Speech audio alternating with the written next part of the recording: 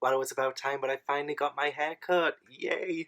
It's Tuesday today, and I've decided that I am going to low key participate in the reading rush. I said I wasn't going to do it. I've been really intimidated by it, like, really scared.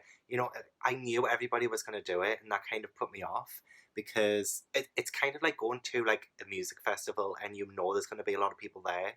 And I don't know, like that kind of just like intimidated me a bit. So I said that I wasn't going to participate. But I mean, I made an account on the website like a week or two ago, just in case. And then after the live show for A Song of Ice and Fire on Sunday, like Becca and Cody and Rachel were talking about it as we were discussing after the live show. We stayed on and just had a random chat, and they were talking about it, and it kind of made me want to do it. So I tried to go on the website on Sunday, but it just wouldn't let me. And I've been having like quite a lot of issues with the website lately. But today I finally managed to sort of go on properly and put on a TBR thing, kind of, because I thought, I mean, I do want to try and finish as many books as I can this week, mainly because I want to do more prompts for the Book Junkie trials.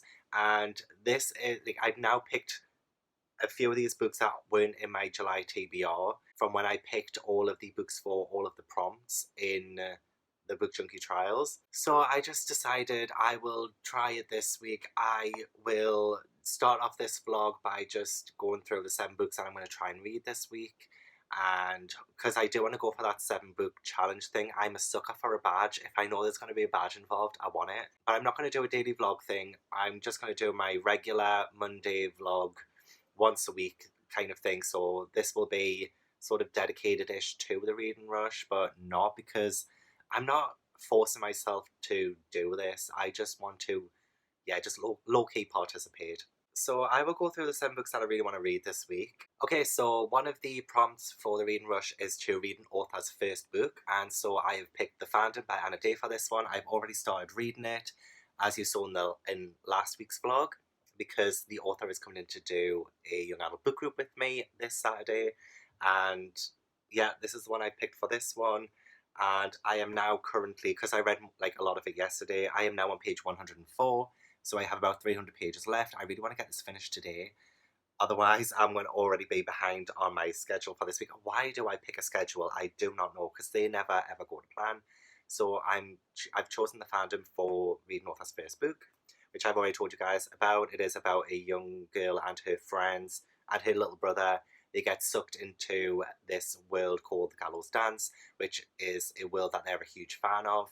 And they accidentally kill the main character of this world, and so our main character, Violet, she is forced to kind of replace her. And so far, so good.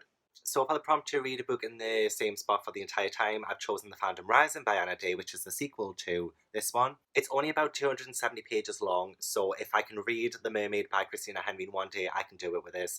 I do desperately need to get this one read by Saturday too, so I am going to force myself to sit down, probably on Thursday when I'm off, so I can just fly through this one. And yeah, I'm not sure what this is about because it's a sequel to The Fandom, but whatever it's about, I'm sure, I kind of don't want to read the blurb of it because I want to see how things turn out in the fandom. So do they escape the world? Do they not? I don't know. So I'm not going to speak much about this one, but yeah, this is going to be for that prompt. And it will also fit one of my Book Junkie Trials prompts. And to read a book with purple on the cover, I've chosen The Ghost in the Mirror by John Bellairs and completed by Brad Strickland. This is part of the House with the Clock on its Walls series, or I think it's called the Lewis Barneveld series in book form. Yeah, I think the author died as he was writing this series, and Brad Strickland took over. House with the Clock on its Walls is a very fun. I love the movie. I watched the movie last year with Jack Black and Kate Blanchett. It's about Lewis Barneveld, who lives with his wacky uncle who has a neighbour, and they have magic. And I think in this one they travel back to 1828. And I really enjoy the books. They're very short, but each of them seem to have kind of different things going on. So this is the 4th book in the series, and I've only read the first 2. so far. So I probably should have said the third one next, but so this is the fourth book. I haven't read the third book yet, but I'm going to do this one, which is the third book. It is called The Letter, The Witch and the Ring, for the book that has 5 or more words in the title. So yeah, The Letter, The Witch and the Ring, which is 7. So I believe Lewis's neighbour gets a magical ring and strange things begin to happen. It seems to have a witch in it, which is always interesting.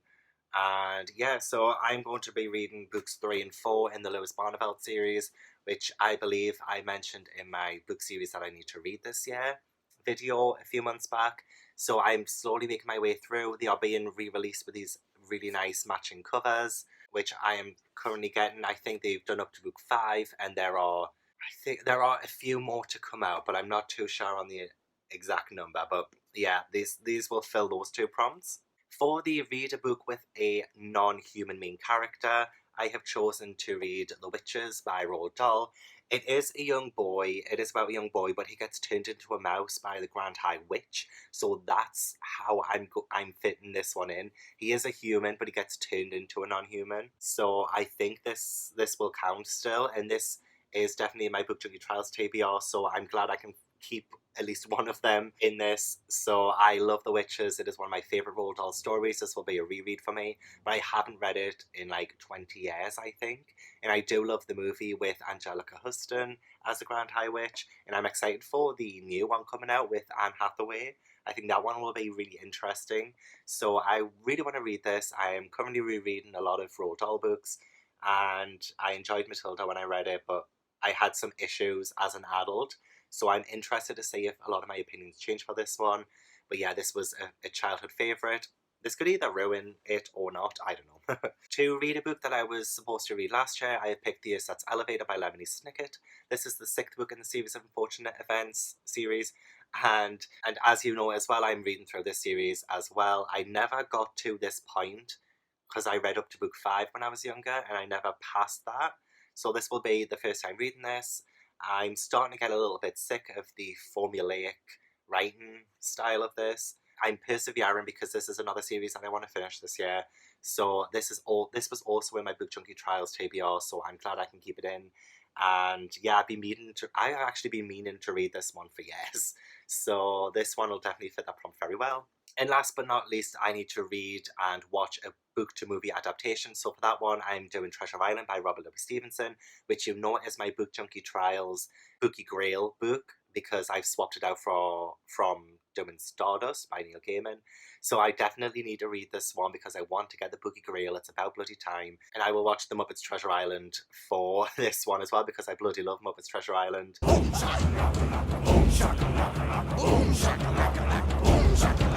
And I just want to get those 50 points for the mage team and be done with my mage path. I've already managed to fit these in all the other prompts that I need to do for the Book Junkie Trials. These are all the books that I need to read this week.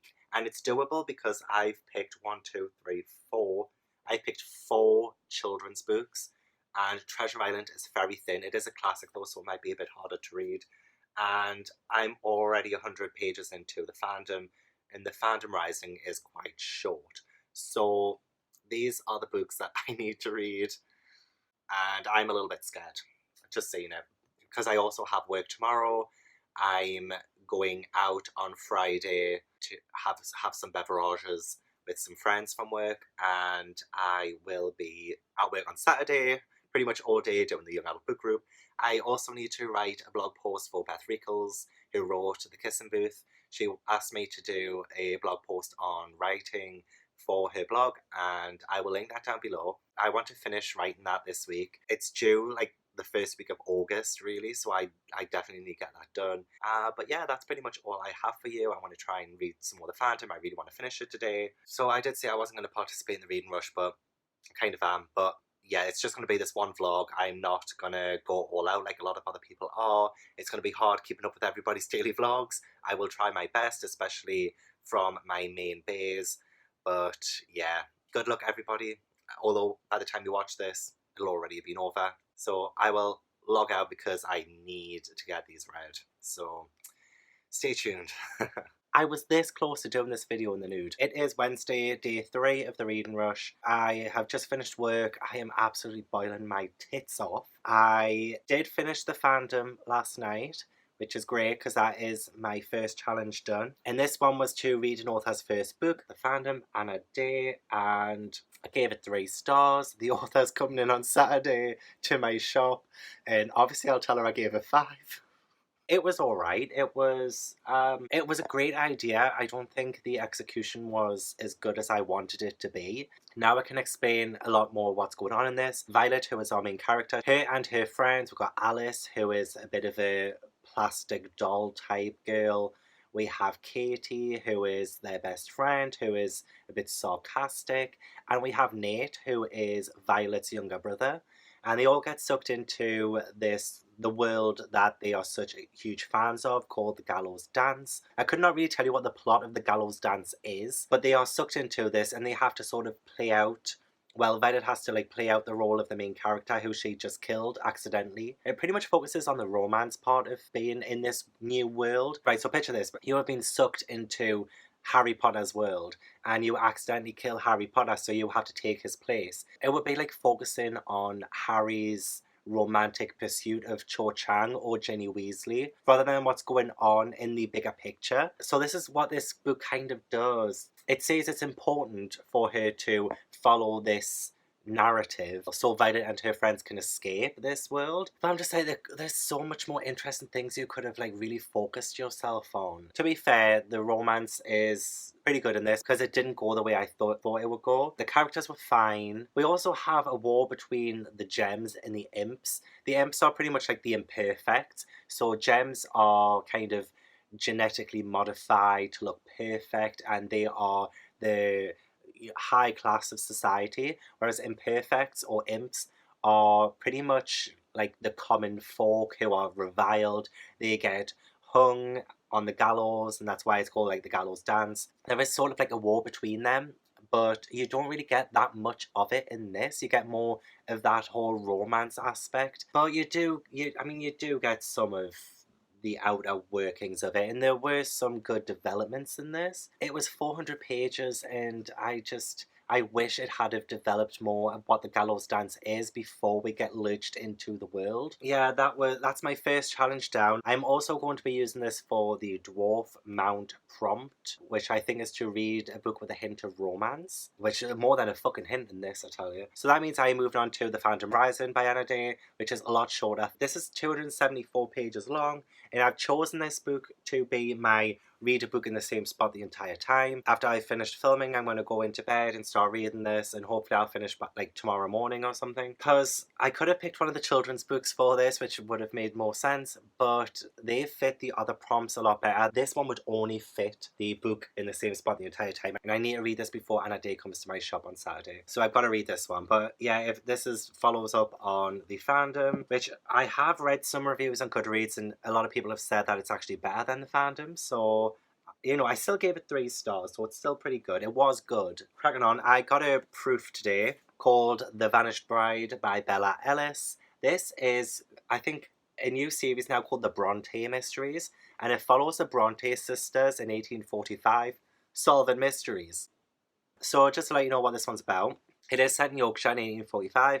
And a young woman has gone missing from her home, Chester Grange, leaving no trace, save a large pool of blood in her bedroom and a slew of dark rumours about her marriage. A few miles away across the moors, the daughters of a humble parson, Charlotte, Emily and Anne Bronte, are horrified yet intrigued. Desperate to find out more, the sisters visit Chester Grange, where they notice several unsettling details about the crime scene, not least the absence of an investigation. Together, the young women realise that their resourcefulness, energy and boundless imaginations could help solve the mystery, and that if they don't attempt to find out what happened to Elizabeth Chester, no one else will. Blah, blah, blah. I wasn't thinking this is something I'd want, but I'm really intrigued now. It's just a very interesting concept, the fact, that we have the 3 Bronte sisters solving crimes, and I am up to reading this. It comes out on 7th of November. So keep an eye out for that. Hopefully I'll read it before then. I like to read proofs before they come out because otherwise what's the point? But, hypocritical me, I got this proof ages ago called The Land of Ro by Jenny McLachlan, and look what's just come out. the final version, and I haven't read it yet. But this one is going to be quite big in August, I think. I was going to read this in August. It says on the back, it comes out 5th of September 2019, so I thought, you know what, I'll put it in my notes TBR, and it'll be all good. I'll be able to read it before it comes out. But lo and behold, it's come out. So this is the proof. And it has, like, it's not a paperback, but it has a sort of, like, you know, the fold out thing. And it's the same with the final product, except it's added a dragon on the front there. And yeah, it has the fold out still. And yeah, very, very beautiful. And it's illustrated by Ben Mantle. And I'm really excited to read this. It's apparently a cross between like Neverending Story and Jumanji. So this one is about twins. Oh my god, like almost every single children's book has twins in it. So when Arthur and Rose were little, they were heroes in the land of Ro, an imaginary world that they found by climbing through the folding bed in their granddad's attic. Ro was filled with things they loved: dragons, mermaids, ninja wizards, and adventure, as well as things that scared them, including a very creepy scarecrow. Ooh. Now the twins are 11, Ro is just a memory, but when they help Grandad clean out the attic, Arthur is horrified as Grandad is pulled into the folding bed and vanishes. Is he playing a joke, or is Ro real? The land of Ro is reminiscent of Peter Pan, The Neverending Story, and Jumanji, perfect for readers of Nevermore and Wizards of Once. I feel like everything gets compared to Nevermore these days, to be honest. But yeah, The Land of Ro, this is one that I will definitely be on my August TBR, so I can read it. Probably be one of the first ones, because I want to start recommending this to people. But yeah, so I got the proof and the finished product. But yeah, like I say, I do want to read proofs before they come out, but it never happens that way. I really want to split my bookshelf now. Like, I want to like section it up. So I want to have like all my hardbacks and whatever. Then I want to split it up so I can like have my middle grade together, my young adult together, my adult fantasy, my adult contemporary sort of thing. I don't know, like I really want to do that, but I need more space on my shelf. I've started taking books off that I'm least likely to read so I can fit new books on. I'm going to have to do that again because I bought 2 more books today. Oh gosh, it's a struggle. I'm going to have to buy a new one, but it won't fit anywhere in my room. But yeah, I'm going to go and read some of this.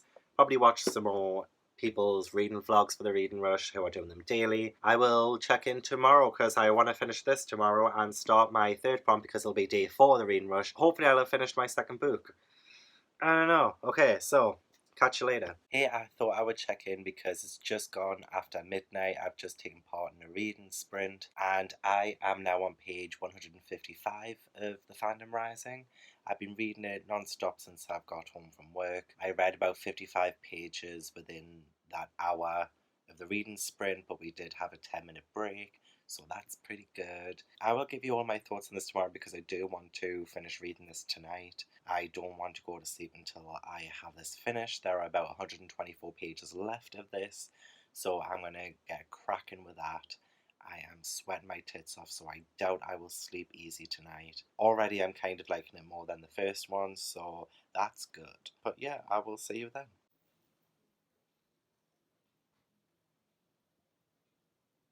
So it's day 4 of the Reading Rush now, and I have a couple of updates for you. Yay! So I did manage to finish the Fandom Rising by Anna Day last night. It was about 2:15 in the morning by the time I got this finished. I gave it 3 stars. I was going to give it 4, but this one is a lot shorter than the first one, and it's very apparent that it gets like really rushed as it goes on. I liked a few of the developments. I liked the fact that because the first book is told in one perspective, and that's the main character Violet, this one you get a split narrative between Violet and Alice, who is Violet's best friend. She was sucked into the gallows dance in the first one as well, so this one, you know, follows them. And I enjoyed the fact that we get Alice's point of view. She's seen as this like kind of really superficial blonde bimbo kind of girl, but you see that there's definitely more to her. And I did really enjoy like her aspects of it. I find there's just so much lost potential with this though, because you do get sucked into this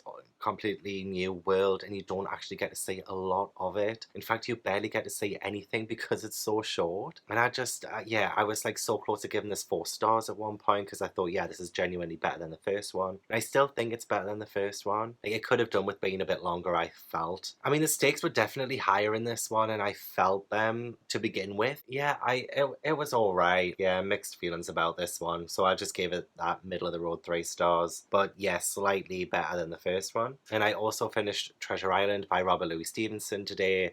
It is Thursday afternoon now, so I woke up early and started reading this. This is my Bookie Grail read, so your boy got the Bookie Grail for the majors, so that's an extra 50 points to Ravenclaw. And I gave this one 4 stars. So I'd actually never read Treasure Island before. I've seen like countless movies. I love the Muppets movie version of it, for example. This is quite short, and it blew through a lot of storylines that I felt that the movies really expanded upon, such as Mr. Arrow, and sort of because he is the character who like dies halfway through or something, and I always found that quite interesting. But you meet Arrow, and then 4 paragraphs later he's gone, so it's like, I don't know. This is a classic, so it was a little bit harder to read than your usual book. I did breeze through it because I do like things piratey. I read these Rebel Waves by Sarah Rash and Dog Shows by Danielle L. Jensen, and I was hoping they would both give me the piratey feeling that I really wanted, but neither of them did. So I was really disappointed in those two. So this one, obviously Treasure Island, this is like a piratey staple in literature, so obviously it was going to be a good one. I do really want a great kind of recently released piratey book. It doesn't even have to be recent, it could be from the past like 10-20 years or something, but I just still haven't found that one piratey book that I'd love. The search still continues because I gave this one 4 stars. It is a classic and I appreciate that. I always appreciate classics, but yeah, I just it was good, but it definitely breezed through a lot. I can picture all the main points like very clearly, sort of Germany's mum working the inn, obviously Long John Silver, and hiding in a barrel of apples as well, and just like things like that that have really stayed with me from the movies. Even Treasure Planet, which I enjoy, I do enjoy Treasure Planet. That one's kept a few of the story beats in, but also I kind of was underwhelmed by the relationship between Jim and Long John Silver. I was hoping there would be more of a father figure kind of role in this, but it isn't really that developed, so I didn't get the sense that they were as close as we were told to believe. But I did a couple of Twitter sprints so I could get this one done this morning. My friend Mark is coming over and we're going to watch Muppet Treasure Island. We're just having one of our full-on lads evening. But I will make a start on The Witches by Roald Dahl. This will be my 4th book for the Reading Rush, and this will also fill the Crimson Peaks prompt, I believe, for the Book Junkie Trials, because I think I want us to reread an old favourite. Hopefully I'll finish it tomorrow, and then I'll have 3 more books to read for the Saturday and Sunday. I'm going out Friday night, and then I'm working all weekend yet again, as you do. I also got a lovely little thing sent to me from Sophie, aka Fiction Worlds, who sent me this bookmark. I bought it from her Etsy store, which I linked down below, and it's the I don't go looking for trouble, trouble usually finds me bookmark, which is pretty cool, and it has the symbol for the Deathly Hallows on the back as well as the front. This feels so nice and like sturdy, and it is also eco-friendly. Sophie is giving some of the proceeds towards forest protection, so that's pretty awesome. So I'll link her Etsy shop down below. Check it out. And this came so quickly as well. I was not expecting this to come as quick as it did. I believe it was like the start of the week when I ordered it. So if you fancy some new bookmarks, definitely check her out. And she did send me this lovely little note with it as well, which I'll not read out, but it is really sweet and nice. And Sophie, thank you so much. I'll also use it as a fan because, my lord, it was going to film outside, but again, like I did with the mid-year book freakout tag, there was just too many distractions, too much noise, too many planes, you know? So yeah, I'll chill before Mark gets here. Okay, I'm gonna, yeah,